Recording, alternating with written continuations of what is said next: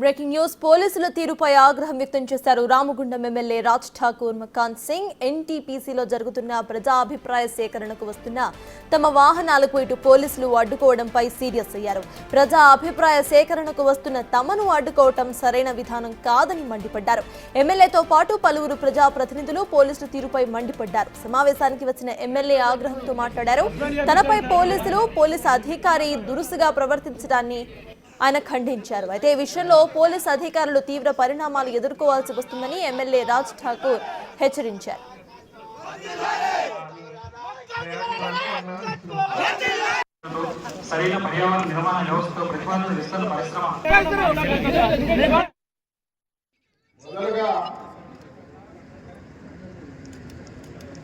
ప్రజాభిప్రాయ సేకరణ కలెక్టర్ గారికి నేను చెప్తా ఉన్నాను.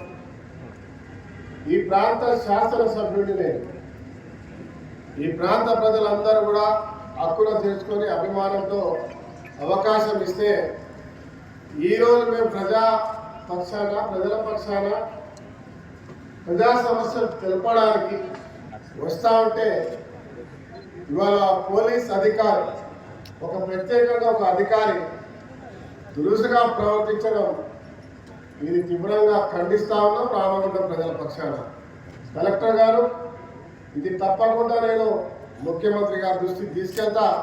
దీని మీద తీవ్రమైన పరిణామాలు ఎదుర్కోవాల్సి వస్తున్న విషయాన్ని కూడా మీకు తెలియజేస్తాను.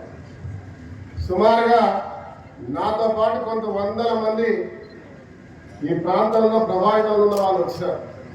మీడియా సాక్షిగా మేము చాలా మంది వచ్చాం.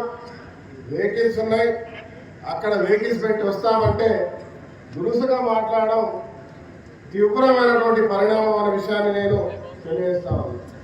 దాంతోపాటు చాలా మంది రాకుండా చేసే ప్రయత్నం చేసేదాన్ని కూడా నేను తీవ్రంగా ఖండిస్తా ఉన్నా.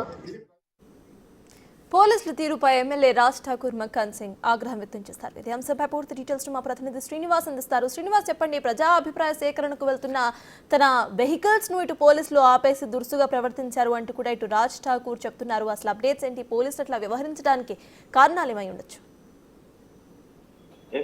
ఈరోజు గోదావరి కని ఎన్టీపీసీ లోపల పవర్ ప్లాంట్ కు సంబంధించినటువంటి ఏర్పాటుకు ప్రజాభిప్రాయ సేకరణ చేస్తున్నటువంటి సమయం లోపల ఇటు ప్రజాభిప్రాయ సేకరణకు ఇటు ఎమ్మెల్యే తర్వాత మేయర్ ఇద్దరు కూడా రావడం కూడా జరిగింది. ఈ నేపథ్యం లోపల ఇటు వచ్చేటువంటి క్రమం లోపల పోలీసులు ఎమ్మెల్యే మకాన్ సింగ్ రాజ్ ఠాకూర్ తర్వాత ఆ మేయర్ వీళ్ళని అడ్డుకునేటువంటి ప్రయత్నం కూడా చేయడం జరిగింది. అయితే ఇటు పవర్ ప్లాంట్ ప్రాజెక్టు మొత్తం కూడా రెండవ దశ లోపల 2400 మెగావాట్ల విద్యుత్ కేంద్రాల నిర్మాణానికి సంబంధించి ప్రజాప్రాయ సేకరణ జరుగుతుంది. దీనికి అఫీషియల్ గా కలెక్టర్ తో పాటుగా తాను కూడా హాజరవుతున్నటువంటి నేపథ్యం లోపల తను వచ్చేటువంటి క్రమం లోపల కొంతమంది పోలీస్ అధికారులు తన పైన దురుసుగా ప్రవర్తించారు. ప్రత్యేకించి ఒక సిఐ తన పైన దురుసుగా ప్రవర్తించారు అని చెప్పి అయితే ఆ స్టేజీ పైన మాట్లాడేటువంటి సమయం లోపలనే పెద్దపల్లి కలెక్టర్